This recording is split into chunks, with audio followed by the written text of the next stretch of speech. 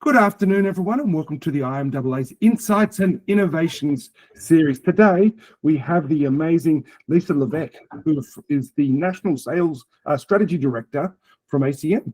Now, Heartbeat is the research they do into the. I won't do a job of eloquent job of introducing it, but Heartbeat is the research they do into the regional Australia. Now, I saw this launch. Was it last year or the year before? Last year. Last year. Yep. And it was one of the best pieces of research I've seen. And I think it's a fascinating look, particularly what's happening with the migration of people around Australia in the post-COVID world. And this is a fascinating, we're just chatting often before about, what it's going to look like in the years to come, in 3, 4, 5 years to come. But without further ado, I'll hand over to the amazing Lisa, who will give you an introduction and walk you through the research, which is quite amazing. So over to you, Lisa. Thank you, Sam. Hi, everyone. Thank you so much for joining us today. Some of you may well have been on the presentation last year, so you will note that there is a common theme, but this is our second round of Heartbeat of Australia. Before I get into the details, I was just going to actually take you through just a really quick intro to ACM. Hopefully most of you know us, but just a reminder, but also just a few, I'm going to call them mythbusters, because even for me who works at ACM, I found it quite interesting. Some of the, I guess we have a lot of perception challenges in market around newspapers and print and the regions and older people. So I guess I just wanted to address a couple of those things before we jump into the insights. But just firstly, ACM, or Australian Community Media, is an independently owned media publishing company owned by Anthony Catalano, who's been in the press quite a bit lately. I don't think we are buying SCA, but that is off the cards. But we have a team of over 500 journalists who are the trusted voices of our readers right across the regions. We are absolutely dedicated to producing trusted local news content for the communities that we serve. And in fact, we publish something like 5,000 hyper-local pieces of content every single week to serve the many communities in which we operate in. Our core purpose as a business is to keep our communities strong, informed and connected. And having worked in other media publishing companies before, I can tell you that ACM is absolutely part of the community. We are on the ground, we care, our editors are amazing, we're constantly campaigning for issues that matter to our readers in the place that they live. This is our suite of 14 daily mastheads, which are paid publications, be that in print or digital. You might recognise some of these, but they are all operating in some of Australia's biggest, most populated cities. Interestingly, all of these on the page here are over 150 years old, which is actually extraordinary when you think about the survival of any kind of brand, let alone a media brand in the world of Meta, etc. It is astounding to see. I think the Launceston Examiner is actually 180 years old. It's one of the oldest brands that exists in Australia. Our whole portfolio across our agricultural publications and our non-dailies reaches 4.1 million, and these dailies alone reach 2 million people in the regions. Interestingly, for our readers, you're either consume our mastheads in print or you consume digitally. There's not a lot of crossover at only 8%. So if you are ever using ACM, it's really important to consider both a digital and print audience. Otherwise, you're missing out on half of our readers. Whilst we're seeing downward trends in readership on both News and Nine, so metro audience readership decrease, ACM has seen a 3% increase across our entire network. If we filter that and just look at our 14 dailies, the readership is actually up 12%, showing that print, I guess when you look at it, if you look at a trend over 20 years, you would say it was a dying channel, but it's still there, and particularly in the regions, it plays a really important role. And very interestingly, when we look at our 14 dailies, we are seeing the biggest increase in our readership actually coming from the youngest. So 18 to 39-year-olds, we've seen a 37% increase in our readership year on year, 18% up for 25 to 54. And overall, as I said, our dailies are up 12%. So, when we look at print and thinking traditionally print is for old people, and that's the perception we are challenged with all the time, is that actually a lot of younger people moving to the regions are turning to a local paper to kind of, I guess, keep up and find out about this new community that they've moved to. And last but not least, we also have a challenge around, it's, old people reading newspapers. And actually, this is looking at 14 dailies and how people consume that masthead, whether it's print or digital. And this is by age group. So you can see in the blue, which is digital only, predominantly all of our readers, it's almost half, but even our sort of 75 plus audience, there's still 45% of them that are reading digitally. So I think it's really interesting. We got challenged recently on a Australian government brief that everyone would have presented at. Some of the big agencies were represented there as CEOs on the panel, and they threw some questions at us, and this was one that we were really proud to get up and show them, because they only ever use us for reaching sort of older people living in the region. So some nice mythbusters there from an ACM perspective. But now we'll jump into the research. So Heartbeat of Australia we launched our inaugural study last year, and it's undertaken in long-term partnership with University of Canberra. The intention behind this study was really to better understand the regions, which is our audience, and in particular, I guess, how and if they vary to those living in major capital cities, because we know that this is, it's often people living in the cities that are the focus of marketing and media strategies.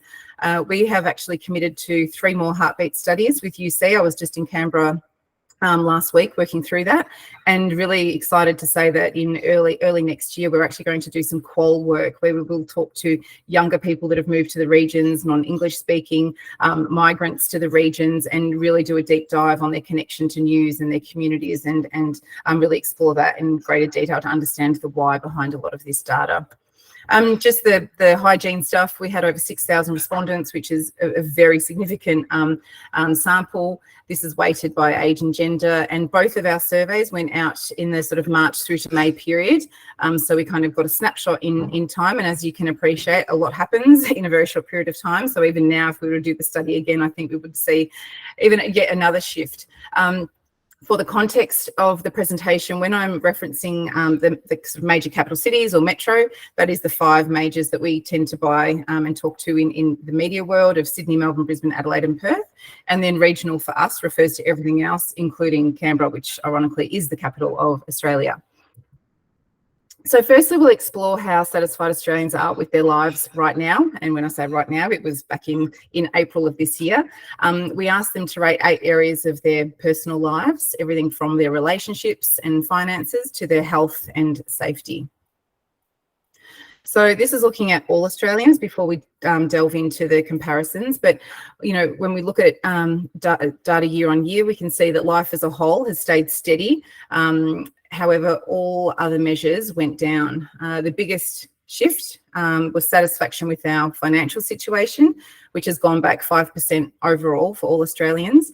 And I guess when you think about the last survey, so sort of the April period last year, we've seen something like 12, 13, I don't know, I've lost count, but interest rate hikes and a huge rise in inflation. So a lot has happened in Australia that's impacting the Australian economy and in turn our financial well-being. So to get a more acute sense of life satisfaction, we've actually analysed the data to show those who just responded very satisfied. So I think that, takes out the, yeah, life's okay. We're actually looking at those that are saying to the extreme that they are very satisfied across these 8 measures. When we can see that regional, which is in the dark blue throughout this presentation, has a much higher levels of satisfaction across all 8 variables when compared to metro in the light blue.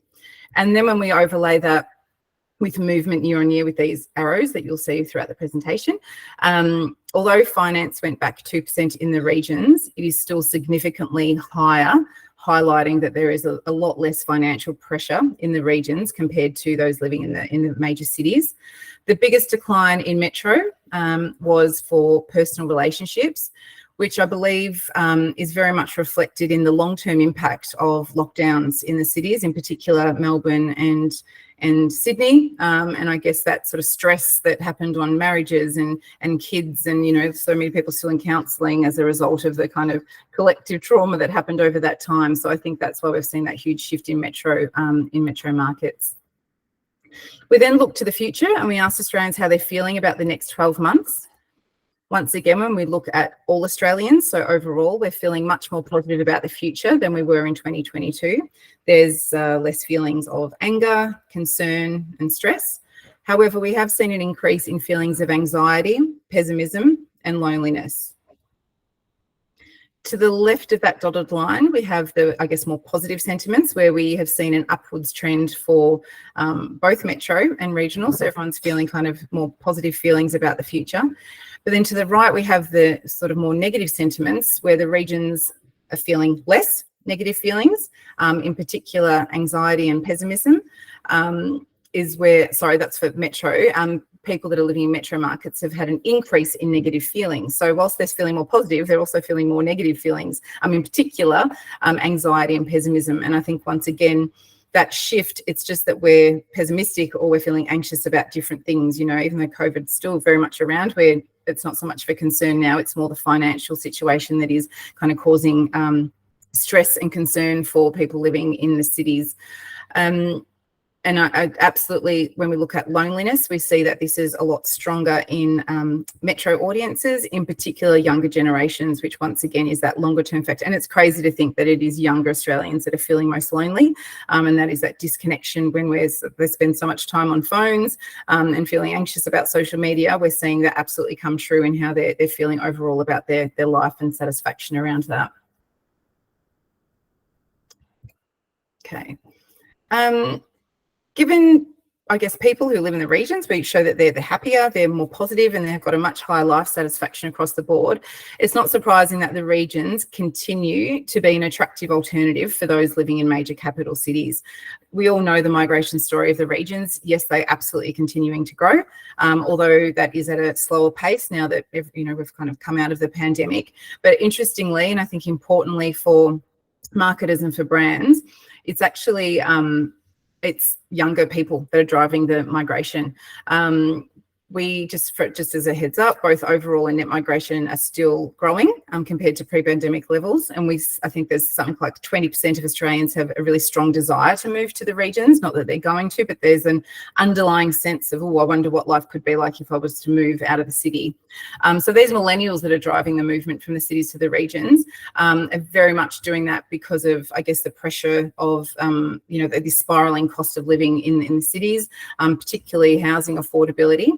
Interestingly, with the new census data that has come out, we found that there was an additional 54,000 millennials that have moved to the regions since the last census. So that's quite a significant number.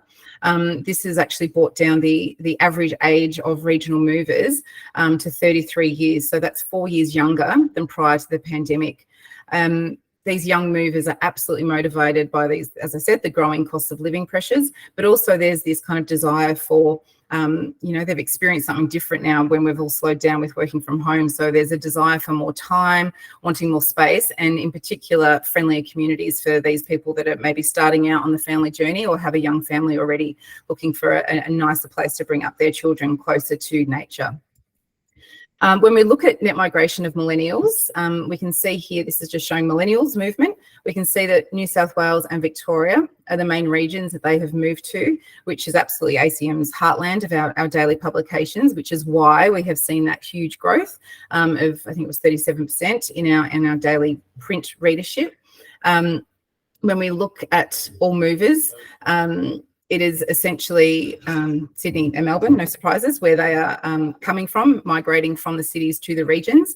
And even though Queensland, when we look at overall migration, Queensland absolutely is probably attracting the majority of regional movers. Not so much the younger end, it's the older, I guess, more boomers and retirees that are moving to Queensland for warmer weathers to help the arthritis perhaps, whereas the younger generations are definitely to New South Wales and Victoria. And just a reminder that the Regional Australian Institute has set a target of 11 million people living in regional Australia by 2032. This is half a million more people than has been predicted by the ABS.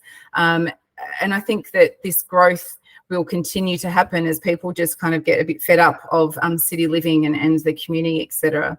But the growth really has to be reflected by more access to infrastructure, things such as childcare, you know, better healthcare and doctors and hospitals to support these growing communities.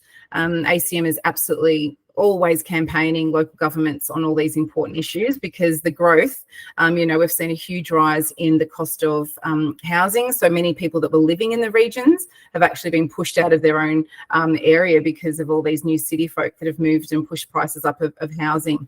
And then we also are seeing a challenge, although we've got people moving to the regions, many of them are probably still working their city job, but just working from the regions and maybe commuting in 2 times a week on a 1 hour or 2 hour commute. So we're seeing 91,000 job vacancies in the region. So there's definitely going to be a huge effort in looking at getting non-English speaking audiences or skilled migrants out to the regions. And interestingly, ACM is in the process of testing AI translation tools to actually reach this new non-English speaking audience that is moving to the regions to kind of help with these job vacancies that exist. So now to what Australians are concerned about in both our personal lives and also within their community. So cost of living, not surprisingly, is by far the biggest personal concern for all Australians. I think that would be even higher if we were to do this survey today. The only issues where Metro are more concerned about are financial debt and employment opportunities. Interestingly, whilst we have 91,000 jobs vacant in the regions, in metro markets, job vacancies are actually down 8%, so a lot less jobs available. When we look to the regions, we see that energy costs are of much higher concern to the regions.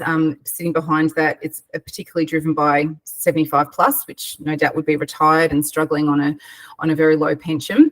Insurance is also a really big concern to those in the regions. I guess when we think about the increasing number of these extreme weather events that are impacting regional Australia, insurance for some regional properties have tripled and making them uninsurable. So it's a real problem in the regions. When we look to issues that impact Australian communities more broadly, so not your personal life, but your community and place around you, we found that housing affordability and both an economic downturn are of equal concern across the country. However, when we look at other issues affecting society, the regions are more concerned across the board when compared to Metro. So, many of these problems are absolutely prevalent in major capital cities, but we believe that the regions feel them a lot more strongly due to the relationship that they have with the community. Their towns are smaller in population and size, which makes issues far more visible. They're also far more informed about local issues impacting their community. And so we believe that concern and care is felt far more deeply when you're connected to the people and the place that you live.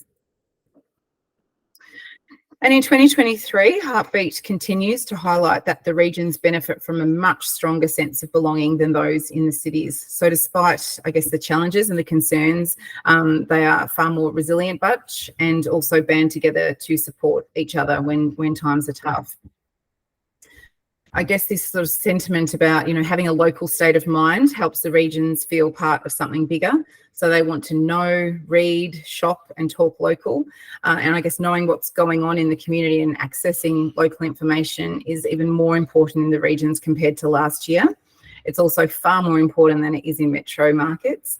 We saw a significant year-on-year decline across all 4 variables here in metro markets. And I think this is, once again, we put that down to the pandemic and lockdown. So perhaps people from the cities are looking to connect more externally now that the pandemic is over, rather than internally, which we were kind of forced to do, particularly in Melbourne with our 5 kilometres. And we certainly got to know our communities very well. This year, the regions continue to be active participants in their communities. So, getting involved with things such as local clubs or volunteering, and of course, local sport, which we know is an incredibly important part of the regions. The degree to which we feel involved, connected and supported in our community plays a really important role in our overall well-being. And without it, we feel lonely and disconnected, which we see much higher rates of in the capital cities, as we saw on the earlier slide. So all of this community connection in the regions has a really positive impact on people's wellbeing and in turn leads to a more active cohort. So when we look to this year, the regions are investing more in their home by way of buying furniture and appliances or undertaking renovations. The regions are more likely to be purchasing homes or investment properties.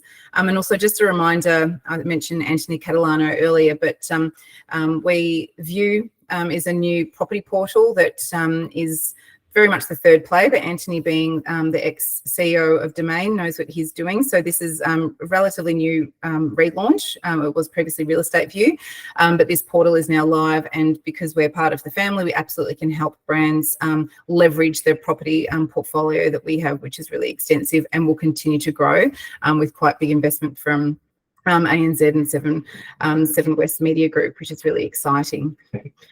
Then when we turn to travel, the regions have significant travel plans over the next 12 months. The CBA cost of living report for Q2 has just come out, and it highlights that travel and entertainment are the only categories where spending is above inflation. So I think travel is up 8.2% in terms of spend. So it's something we're absolutely not cutting back on. ACM actually has a travel brand called Explore, which is published on a Saturday across our 14 daily publications, which is, you know, if you have brands that want to connect with travellers, that's a great environment to do that. But we also are seeing the regions are buying new or used cars, and I think with electronic vehicles and recharging is getting much better in the region, so we'll look to see a big growth in that. But also they're investing in new technology such as phones, TVs and laptops. So these consumers living in the regions are the same, if not spending more on sort of all sorts of discretionary products and services. So really valuable audience for marketers. The regions continue to outpace metro when it comes to online spending. You see this particularly in rural areas, hard word to say, where you think they don't have access to bricks and mortar stores. So there's been huge growth in online shopping for the regions. And then more broadly, not just online shopping, but all spending. Discretionary spending has stayed steady in regional Australia compared to declines in metro areas. I guess, you know, when you look at those living in metro markets, you know, we've got mortgages and rental costs are a lot higher. So we're redirecting discretionary spend to cover higher fixed costs. That gap is widest for people in New South Wales and Victoria compared to their regional counterparts, and just that cost of living. If anyone's trying to buy a home at the moment, we know how crazy prices of homes are. Older Australians, especially over 70s, are the only cohort that is spending above inflation. This is especially true for travel, which they're spending 17% more on travel than they did last year. And regional areas have a much greater proportion of cash-only property purchases. And this is from boomers or older generations who have sold their long-term family homes at record prices to downsize and now have this, you know, cash-rich and time-rich cohort. So we can also help connect brands to this very valuable audience with the senior, which reaches an over 55 audience. And I would like to say that over 55 does not mean you are a senior. I don't know how many of you are close to 55, but I certainly am getting there, and I take offence to it being called the senior. But anyhow, we absolutely have a huge audience that reads that publication. Now onto local news, which is our reason for existing. In 23, we continue to see the regions having a very unique relationship with local news. Last year, the Heartbeat of Australia study uncovered an absolute direct correlation between local news consumption and life satisfaction. So I guess those that place high importance on accessing local news to feel part of their community have a much higher life satisfaction than those that don't. So 89% versus 67% life satisfaction. That gap widened year on year, just, I guess, highlighting that local news and information has even more impact on our overall well-being. It's that closeness of knowing what's happening in your community that makes you feel connected. And the vast majority of the regions actually access local news to intently help them feel connected to their community. At 73%, this is, you know, significant. When we look at metro audiences, that's sitting at only 50%, so much lower.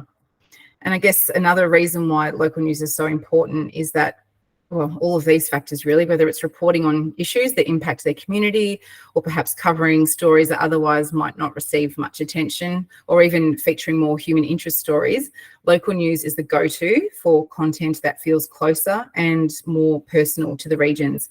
It's best at delivering these really important aspects of news when compared to metro newspapers.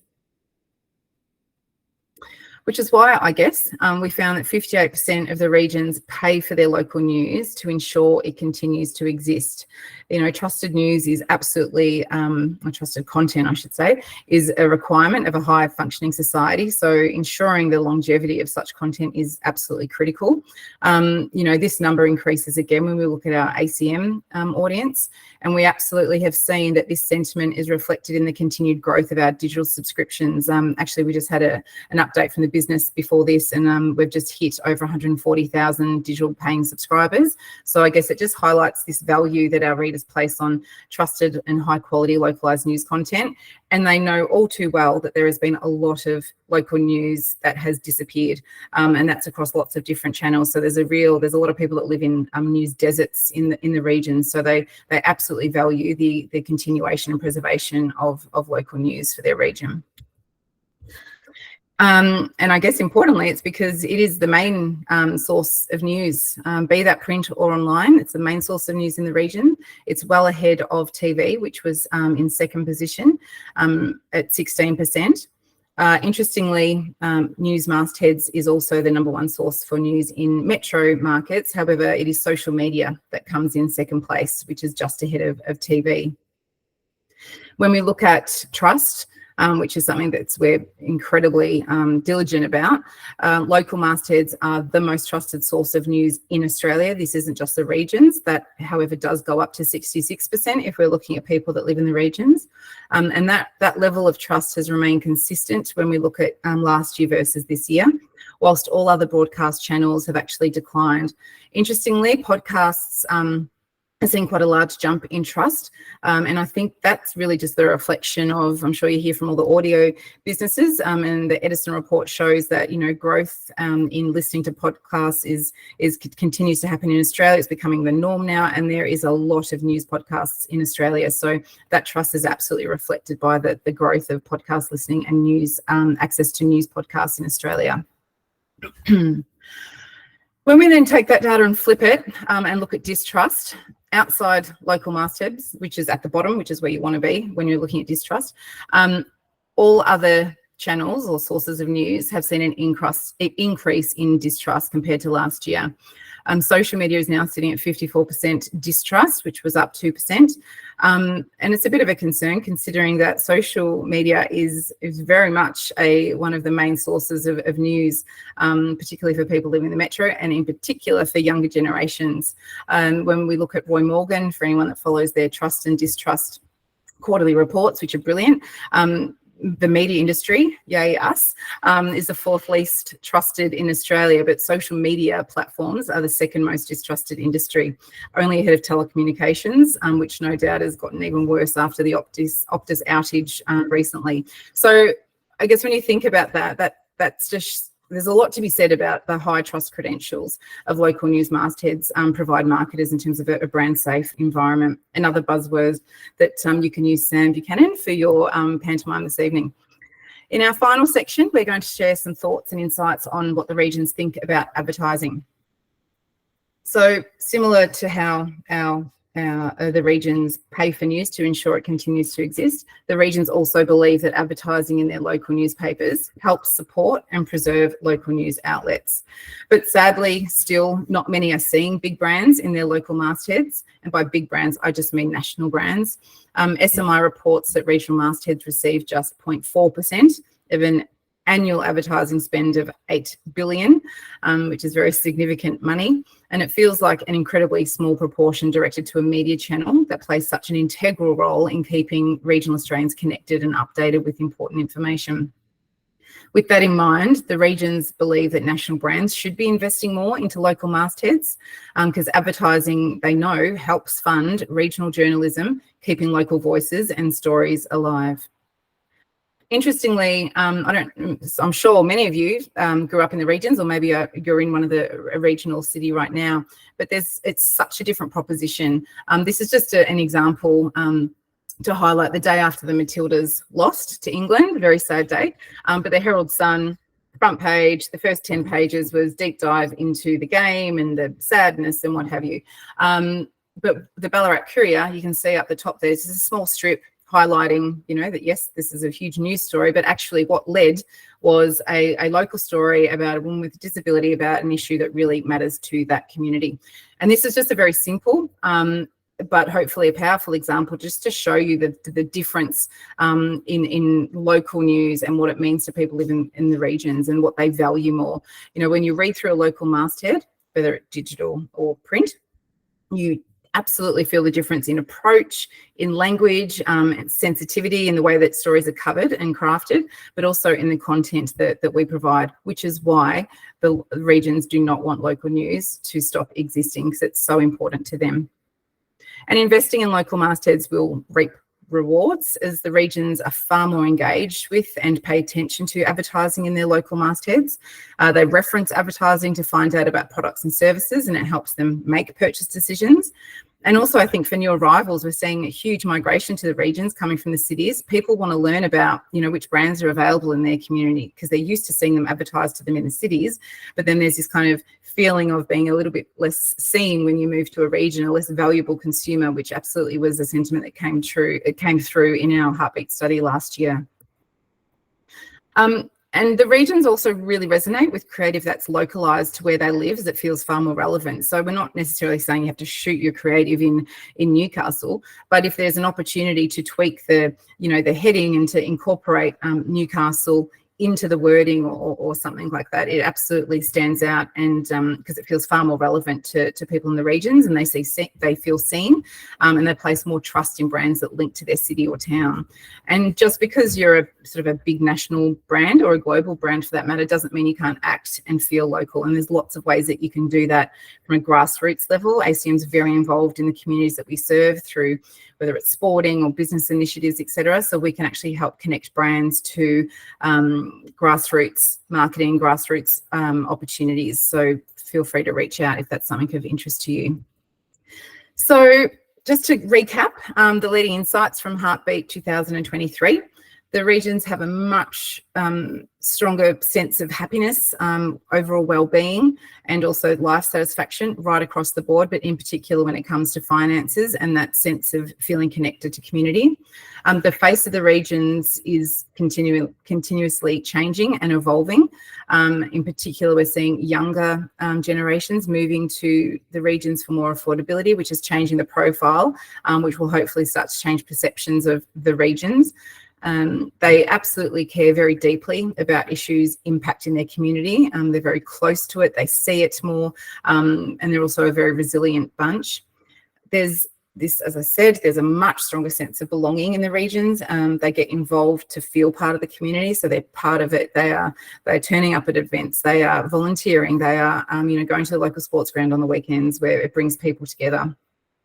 Local news has a direct correlation to a high life satisfaction and community connection, and increasingly community wellbeing is becoming more important. There's a lot more to come out of the University of Canberra study that we'll do next year, where we really explore community wellbeing and the link to accessing local news. And then last but not least, being seen in their local masthead shows your brand cares about them as a consumer, but also that your brand cares about the preservation of local news, because they're holding on for dear life. And, I know if Tony Kendall were to be talking today, he would talk about the cost of paper went up 80% overnight. So it's to ensure that local voices and journalism continue to exist, we have to continue to invest in our local news to ensure we can continue to connect the regions to things that matter to them. So on that note, I'll say thank you so much for having me. We can cut this data in so many different ways. It's quite scary actually how many data points we have. But if there's any interest to find out anything more specific, please get in touch. Be more than happy to look at that for you. So thanks again, appreciate it. Thanks, Sam, all the IMA team. Thank you, Lisa. Does anyone have any questions?